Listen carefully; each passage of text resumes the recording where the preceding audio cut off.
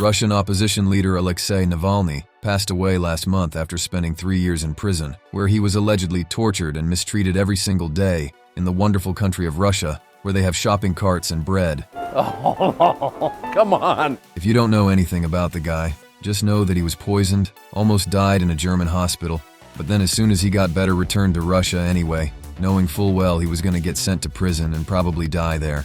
And if that wasn't badass enough, they actually played the Terminator theme at his funeral as they were lowering the casket.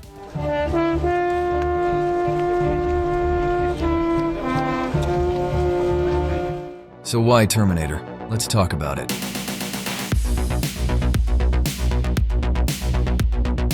Now, politics is not what we do on this channel, so I'm not going to get into our own personal opinions on Russia, Ukraine, America, or Tucker Carlson's love for Russian supermarkets.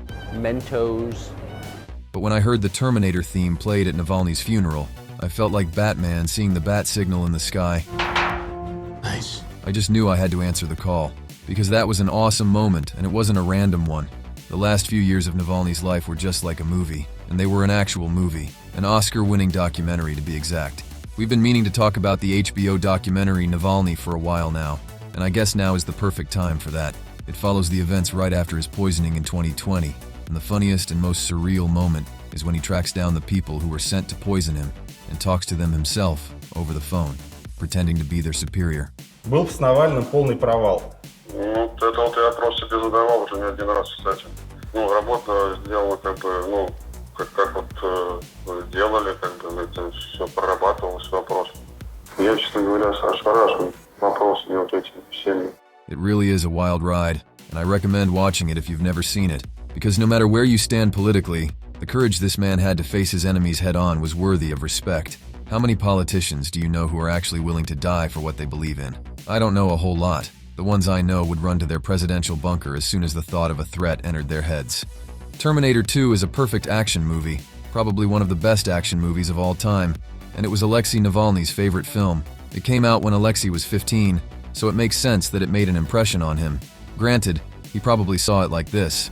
Hasta la vista, baby. But nothing can ruin this film, not even a Russian guy talking over it.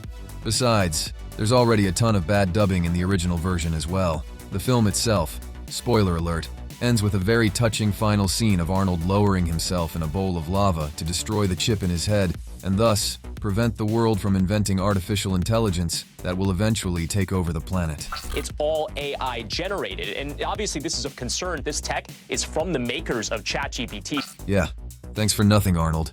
Seriously though, Terminator's ending was great. It was a touching scene of the machine actually becoming human and sacrificing itself for the greater good, giving John a thumb up, a gesture John taught him when trying to make him act more human.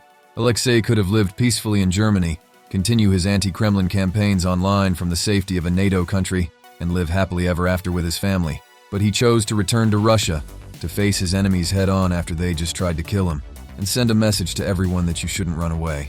He knew he'd get jailed and probably expected to be killed, and yet he did it anyway. As I became more and more famous guy, I was totally sure that my life became safer and safer because I am a kind of famous guy. And it will be problematic for them just to kill me. And boy, were you wrong. Yes, I was very wrong.